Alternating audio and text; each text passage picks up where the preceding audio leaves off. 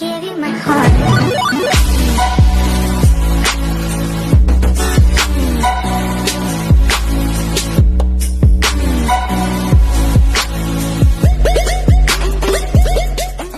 Good day, everyone. Welcome to our online mathematics class. And for today's video lesson, we are going to talk about the binomial theorem. But before we proceed to our new video lesson, let us have a short review of what we did last time in our video lesson. Last time, we discussed about the binomial expansion using the Pascal's triangle. In expansion of a binomial using the Pascal's triangle, in the given example, we have x minus 5 raised to 3. So the first thing that we need to do is know the exponent in the binomial and then find the pattern on the Pascal's triangle. It is in the pattern of a plus b raised to 3, which give us the numerical coefficient 1, 3, 3, 1. So therefore, the first thing that I need to do is to write all the numerical coefficients in the expansion. So I will have 1, 3, 3, 1. Okay? So I leave a space para may mapaglagyan ako ng mga variable na ilalagay ko or yung mga element na nasa loob ng quantity. So I have the first element which is x, and I have the second element negative 5. Okay? So bawat term o bawat element ay ilalagay mo sa bawat term. Plus, you have x and negative 5. Plus, you have x and negative 5. Plus, you have x and negative 5. After that, you're going to write the exponents needed in each element. So, kapag sa first element, ang ginagawa natin sa exponent ay sinusulat natin yung pinaka-highest or highest exponent, and then yung magiging exponent niya is decreasing or pababa. So, the highest degree of exponent is 3, and then the second exponent here will be 2, will be 1, and will be 0. So, dito naman ay 0 pataas sa second element. So, you have 0, you have 1, you have 2, and you have 3. And after that, all we need to do is to simplify. So 1 is not needed na kasi understood na siya na kapag wala nakalagay na 1 is 1 ang kanyang numerical coefficient. And negative 5 raised to 0, siya ay understood na 1, so cancel na siya. And then, you will have x raised to 3. Okay? Plus, okay, so negative 5 raised to 1 is negative 5, times 3 is negative 15. And then write x squared.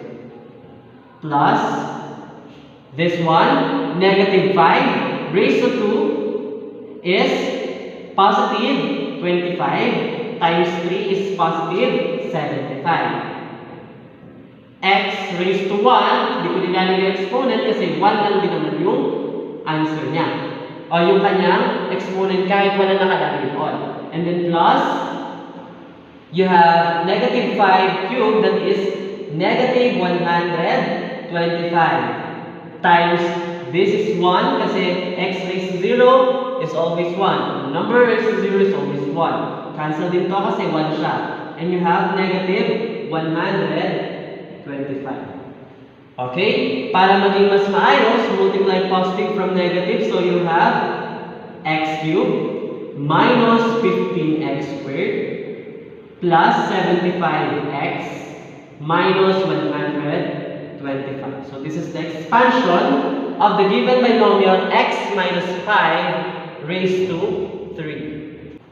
Alright, so let me introduce to you our topic for today, that is all about the binomial theorem. But before we proceed to that, let us have a practice combination formula. When we say a combination of n taken k at a time that is equal to n factorial all over k factorial multiplied by the quantity of n minus k factorial.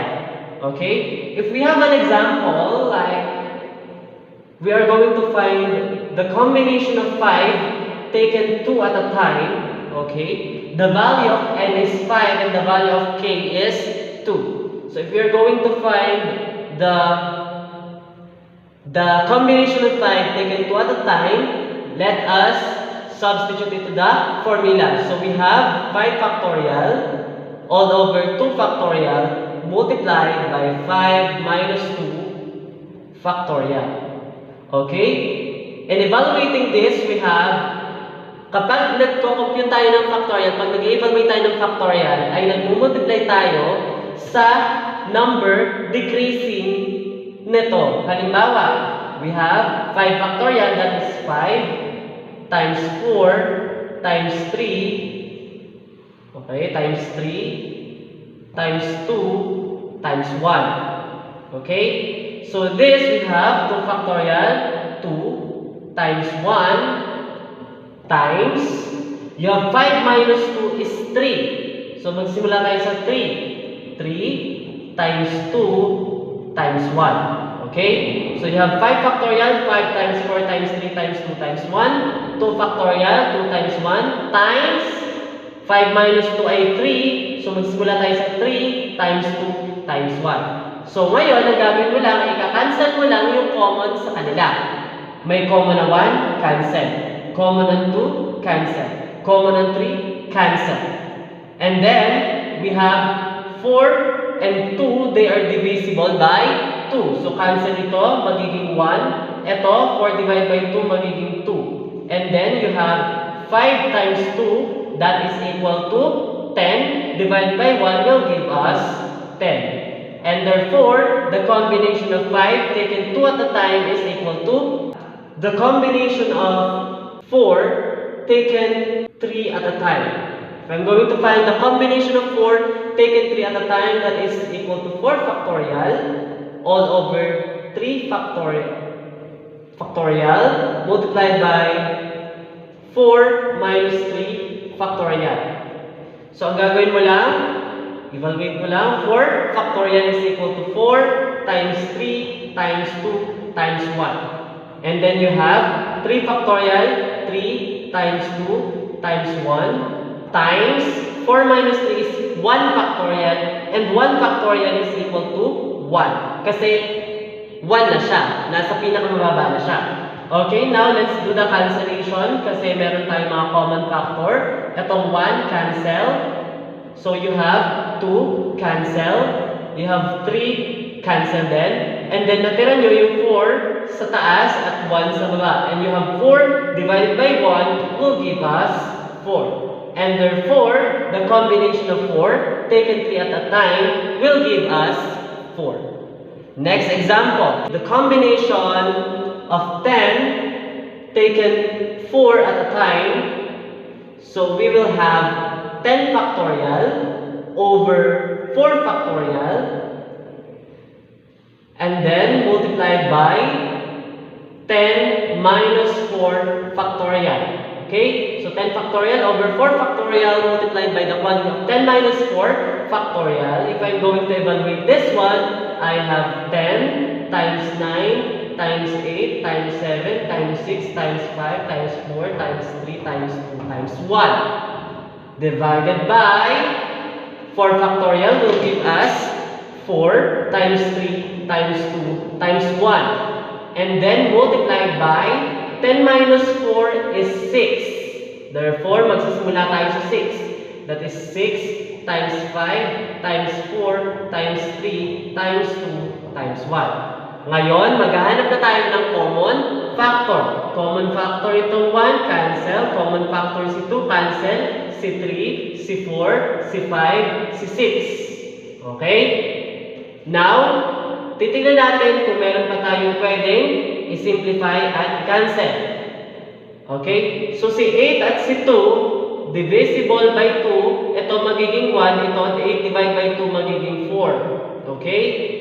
Si 9 at 3, divisible kay 3, si 3 ay magiging 1, si 9 ay magiging 3. Kasi 9 divided by 3 ay 3. And then yung 10 at 4 is divisible by 2, 10 divided by 2 is 5, 4 divided by 2 is 2. So, ang natira ko sa taas ay 5 times 3 times 4. At ang natira ko sa baba ay 2 times 1 times 1. So, 5 times 3 is 15 times 4 will give us 16. Divided by 2 times 1 times 1 is 2. This will give us 60 divided by 2 is 30. And therefore, the combination of 10 taken 4 at a time will give us 30. Let's have example number 1. In example number 1, we are going to find the third term. Okay, third term in the expansion of x minus 2 raised to 4. So, hindi na natin kailangan expand si x minus 2 raised to 4 para malaman natin ang third term. The formula is given para malaman natin kung ano nga ba yung third term ng expansion ng x minus 2 raised to 4. To know that, applying the formula of the combination of n, taken k minus 1 at a time, multiplied by a raised to n minus k plus 1, multiplied by b raised to k minus 1. So, ngayon, para malaman natin yung third term, magbibigay muna tayo ng mga given. Hahanapin muna natin yung value ng n, yung value ng k, at value ng a at value ng b. Okay? So, dito sa ating problem, ang value ng k will be kung pang ilang term. So, this is the value of our k. At ang value ng n ay kung ano yung exponent na nandoon sa binomial. Ito ang ating magiging n. Ang value ng a will be the first term, the first element, you have x. So, ito yung inyong a. At ang inyong b, the second element, which is negative 2. So, i-write lang natin, our k is equal to 3, our n is equal to 4, our a is equal to x, and our b is equal to negative 2. So, ano nga ba yung gagawin natin dito sa k, n, a, at b? We are going to substitute the formula. So, kung ang formula ito, isa-substitute natin yung 3, yung 4, yung x, at negative 2 dito. So, you have n, you have 4, and then you have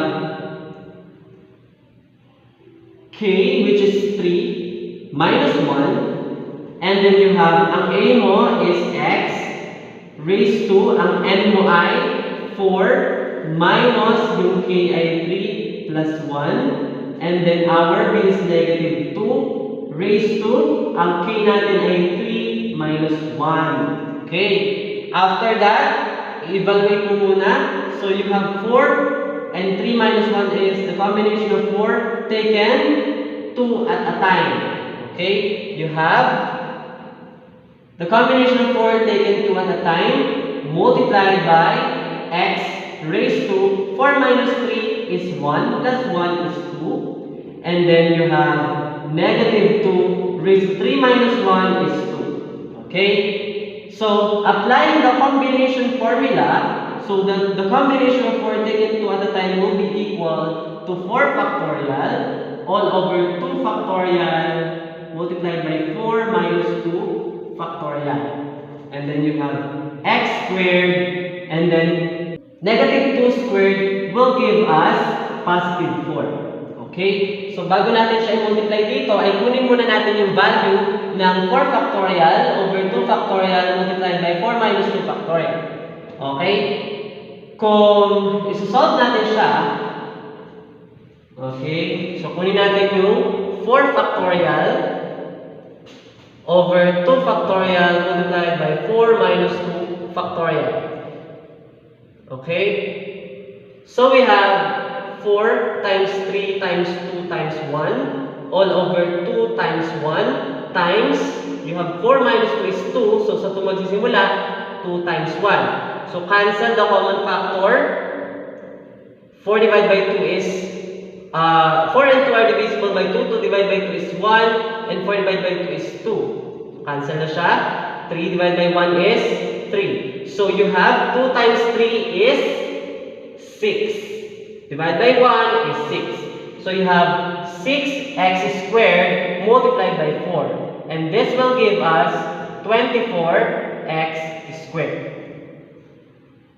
And therefore, the third term in the expansion of x minus 2 raised to 4 will give us 24x squared. Let's have the second example. Example number 2 is find the fourth term in the expansion of x plus 1 raised to 6. So the first thing that we need to do is to find the values of n, k, a, and b. Okay? Alamin muna natin yung value ng n, yung value ng k, value ng a, at value ng b. Saan malalaman yung value ng n? Kung ano ang exponent ng binomial. Yun yung magiging n, which will give us 6. Our k is defined by kung pang ilang term ba yung hinahanap natin.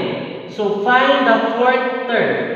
So, sabihin, fourth term, so value ng k is 4. Okay? So, now, value ng a is the first element in the binomial, which is x.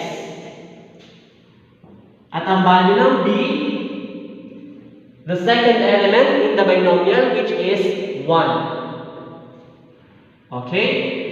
So, gagamitin natin yung formula para masagutan natin yung fourth term ng expansion ng x plus 1 raised to 6. So, ang formula niya is the combination of n taken k minus 1 at a time multiplied by a raised to n minus k plus 1 times b raised to k minus 1. Okay? Next, substitute the values of n, k, a, and b. Our n is 6.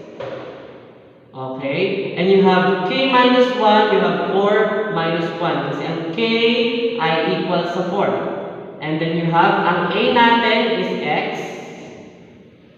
raised to n, 6 minus k ay 4 plus 1.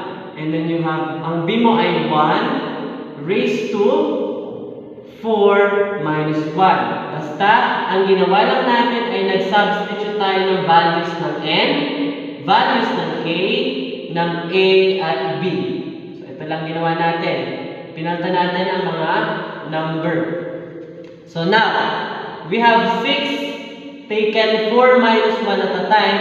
Yung 4 minus 1 will give us 3. So, that is the combination of 6 taken 3 at a time multiplied by x raised to 6 minus 4 plus 1. 6 minus 4 is 2 plus 1 is 3. Okay? So that is 1. 4 minus 1 is 3. Okay? So now, let us evaluate this one. In evaluating that, you have the combination of 6 taken 3 at a time.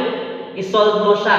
Katulad ng ginawa dun sa combination formula na ang 6 taken 3 at a time is 6 factorial all over 3 factorial multiplied by 6 minus 3 factorial. And then you have x cubed, and then you have 1 cubed. 1 times 1 times 1 will give us 1.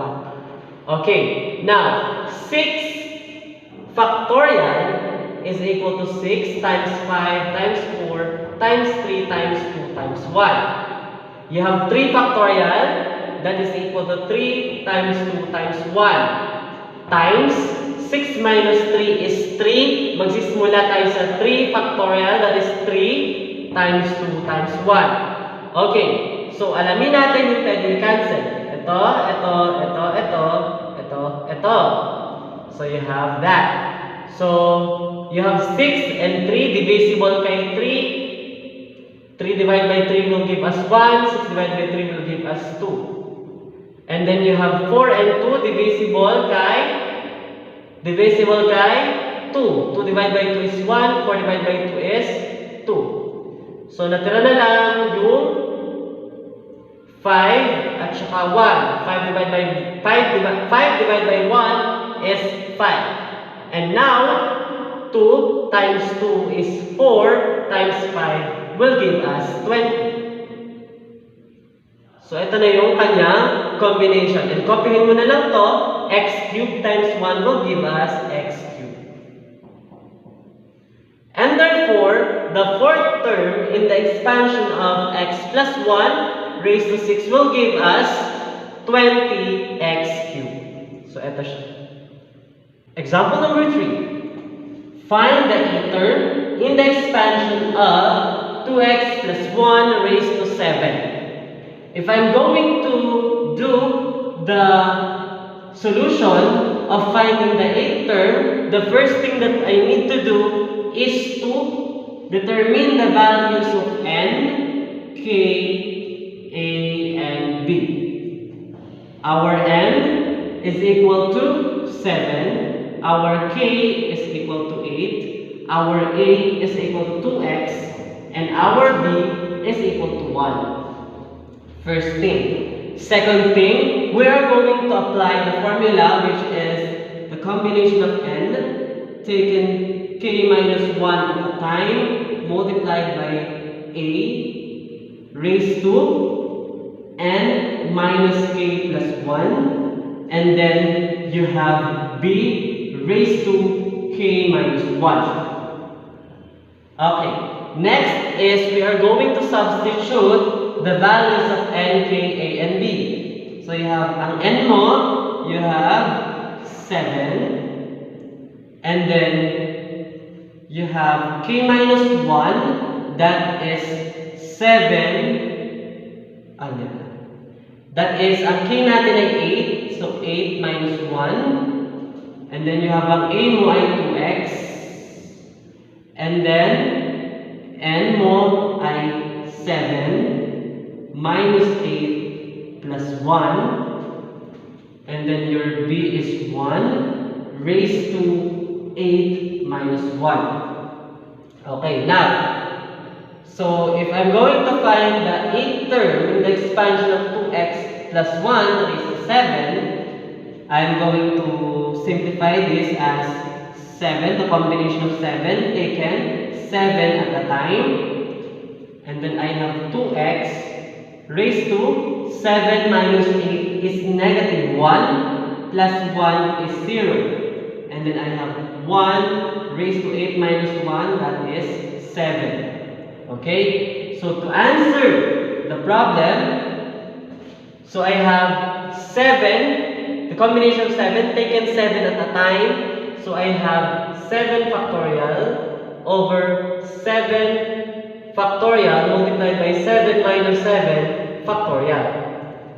And then I have 2x raised to 0, and then I have 1 raised to 7. Next na gagawin is to evaluate the combination, that is 7 times 6 times 5 times 4 times 3 times 2 times 1. And then I have 7 times 6 times 5 times 4 times 3 times 2 times 1 times 7 minus 7 is 0. So 0 factorial, according to the law of factorials, 0 factorial is always equal to 1. So ibig sabihin, this will be times 1. Okay? Lagi yun. 0 factorial, lagi siyang equal sa 1. So that is multiplied by 1. And you will get, so cancel mo si 7, cancel si 6, cancel si 5, cancel si 4, cancel si 3, si 2, and si 1, and si 1. Natira na lang dyan ay 1. So, kapag wala nang natira sa taas at wala nang natira sa baba, ibig sabihin, understood na 1 ang natira sa taas at sa baba.